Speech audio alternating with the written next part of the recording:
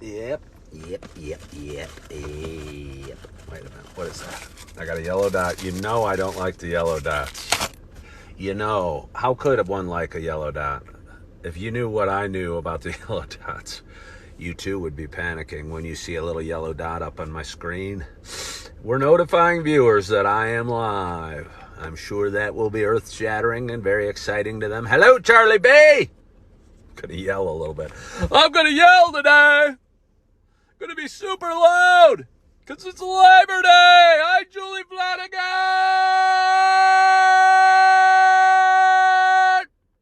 Hi, Jenny Riley. Hello, Tom Gradowski. Hello, user Pezoo, Cheryl Lynn, Mike at Mike, Yvonne, Amy, Scholars Riches, Mark Hurst, Brian Z, user, Sam Kopecki, user, J Day, Mike Yer, and Elvis. We better stop on Elvis. It doesn't get much better than Elvis. But good morning to you.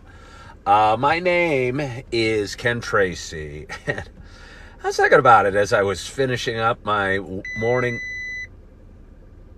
morning work. Just got an alert from my car telling me to add oil to my car. I still may drive, but I should add a little oil. And it's strange. I know a car's not supposed to burn oil, but I think there's little seams in the oil works of the car. And yes, I'm not a mechanic, so don't ever have me looking under your hood. But there's little issues with my lubrication system in my car. And I seem to go through oil. You know, I change it reasonably regularly, not quite as often as you're supposed to, I'm sure. But occasionally I'll have to add a little oil to keep it going. And I talked to my guy that fixed my car, my mechanic. I guess we'll call him my mechanic because he's the guy that fixed my car. And he said, oh yeah, next time you change the oil, have you do something or other. And I've yet to change the oil since that conversation. And something, maybe the pressure, maybe something needs to be done so it doesn't slowly kind of lose oil. Very slowly, but every once in a while. And that's just what happened. And it's very distracting. Good morning, Skeeter. But anyway, this is, while I was working this morning, I was fantasizing, to be honest. I was fantasizing about eating some Pop Tarts, but I was also fantasizing about having some coffee. So I wasn't sure when I came out if I would call it Coffee Break with Ken or Pumpkin Pop Tart with Ken. But either way, my name is Ken Tracy, and it is Monday, it is Labor Day, it is 9:11 a.m. 9:12 a.m. on Monday, Labor Day, September, I don't know, maybe 3rd, maybe 4th, something like that. I don't know. It looks like it could be the 4th, but I can't guarantee it.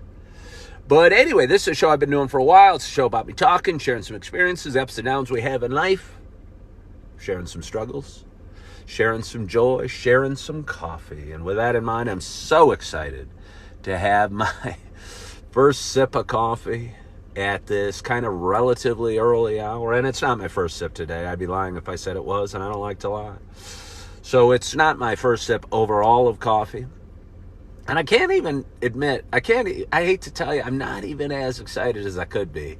Because my store was out of the pumpkin spice and the cinnamon dolce that I so value at this time.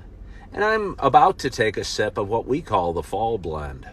It's by Starbucks. It's a nice cup of coffee, but I don't find it particularly interesting. But let's have a sip anyway. I hope wherever you are, whatever you're doing, you got a hot cup of coffee in front of you as well. Cheers to us.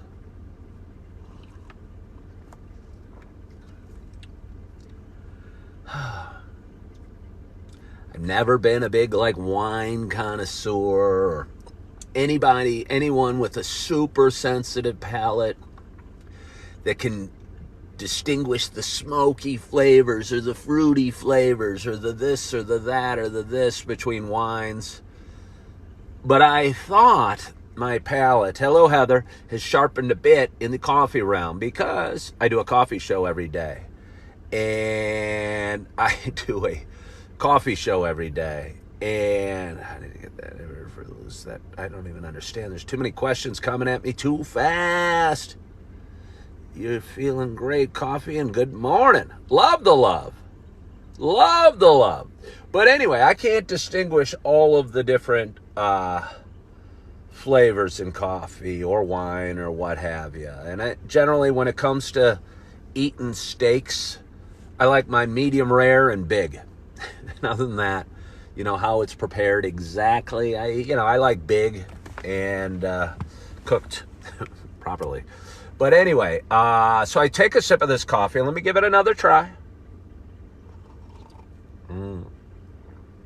Oh, again, it's the fall blend, but to me, it just tastes like coffee. It seems, even on the fall blend, they should have mixed in some random, I don't know, ground up some fall leaves and sprinkled them in there. Ground them up very fine so they didn't get in our teeth or clog the pouring mechanisms. But anyway, enough about the coffee.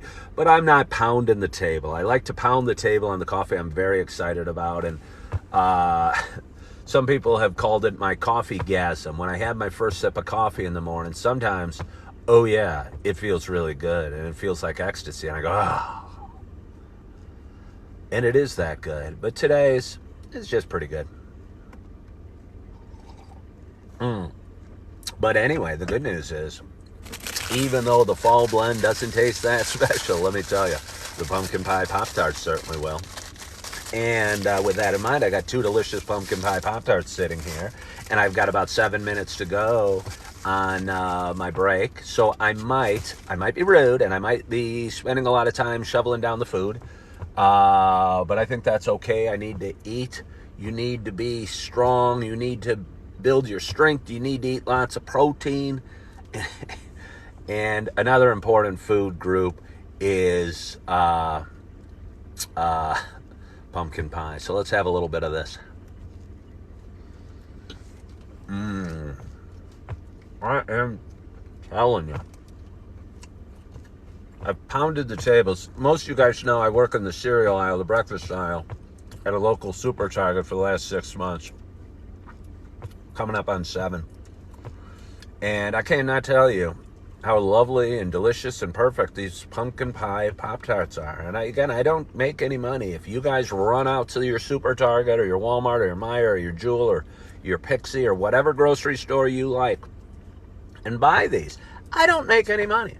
So this is coming from within. This is coming because I care so much about you, the viewer. And I think, and again, I don't want to oversell it, because anytime you oversell something, if you say something's the best in the world and then you try it, you're going to go, it's pretty good, but I don't know if it's the best in the world. And you're going to take a bite of this and you're going to go, hello from Ohio.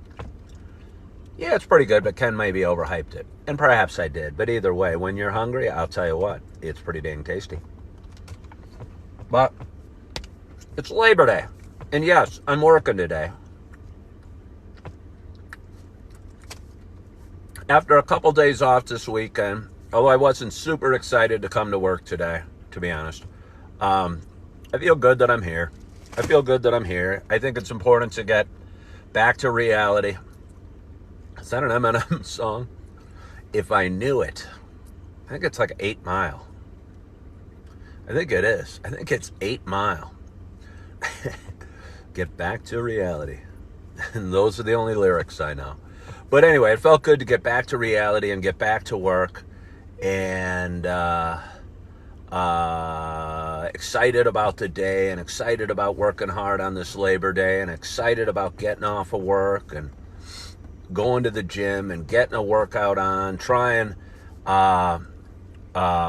doing some pull-ups, doing some bench press, doing some curls, doing some stretching, doing some core work, showering off, feeling good, feeling clean, because nothing feels better than a nice hot shower after a good workout. I mean, some things feel better than that, but I'll tell you, it feels pretty good.